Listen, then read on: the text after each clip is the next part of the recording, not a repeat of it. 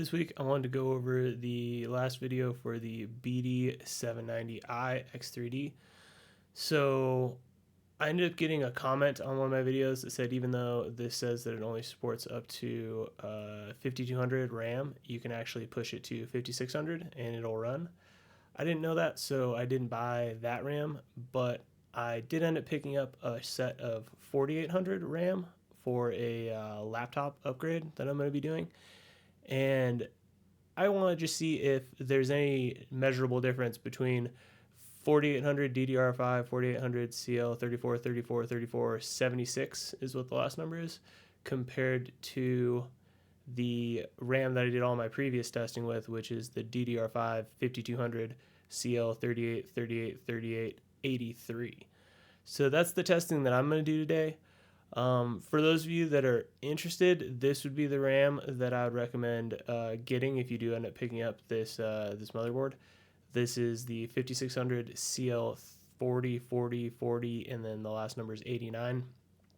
This stuff is probably like going to be the best frequency and then lowest latency that you can get. This is the cheapest you can get with the frequency and latency that this has at 32 gigabytes. At $95, and then also the RAM stick that I got, this 5200, was $95, and then the 4800 was $85. So kind of good there, a little bit cheaper, and if it can put out the same performance as the 5200, might be worth considering. But let's get into the testing and see what the results are. First up, we have Call of Duty Warzone, and you can see that the results are pretty much the same. All of the testing that I did with these two different RAM sticks was with process Lasso enabled. So we're hopefully getting the best results that we can with the RAM, and no real difference between the 5200 and 4800 in Call of Duty Warzone. Next up is Lords of the Fallen. This one even more similar, like we're 1 FPS different in the 1% lows for the 4800, but pretty much identical performance between the two kits. And since the 4800 is cheaper, if this is a consistent trend, it might be worth getting because it's a little bit more budget. Now we have Hogwarts Legacy. This one has kind of got like the biggest difference so far. So in the 1% lows, the 5200 RAM is 6% better, which is definitely noticeable. It's definitely not margin of error. That is a benefit of having the 5200 RAM, but still they're just so similar with all of the other numbers on this game as well. Finally, we have Cyberpunk 2077, and this one is pretty much, you see a trend in all of the percentiles. So you have it's a little bit less than a 5% increase at the 0.1% lows, a little bit less than 4% at the 1% lows, and a little bit less than 3% at the average FPS.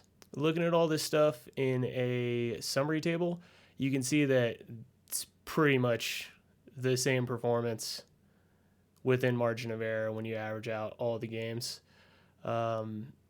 Pretty cool to see. I would say that if you maybe increase the game sampling to something that maybe some games depend a little bit more on frequency than they do with the tighter timings, you might see a bigger shift. But these are the games that I tested initially for my review of the CPU performance, and overall doesn't look too bad to get the 4800 and save $10. For my next video, I'm going to take the 32 gigabytes 4800 CL34 RAM that I used, and I'm going to actually put it into the laptop that I bought it for. So I ended up picking up a Acer Nitro 5 off of Craigslist for $550. I guess you can still buy these new. This is a kind of an older laptop. It's from 2023, but I have the exact configuration. This is the 6800H, the 3070 Ti, the 1440p screen, and then the 16 gigabytes of DDR5 RAM. So this can't overclock the RAM. So this RAM is 4800. Nothing that you do can increase that in the BIOS. But what we're going to see is if we take the 32 gigabyte set of 4800 with these real tight timings, if we can increase the performance on the laptop. And it'll kind of be deciding between if the increased performance is from the extra capacity or if it's from the tighter timings, and I'll be able to let you guys know that based on monitoring the RAM usage. But that'll be the video that I put out next week. As for this video, I appreciate you guys watching, and I will see you next week.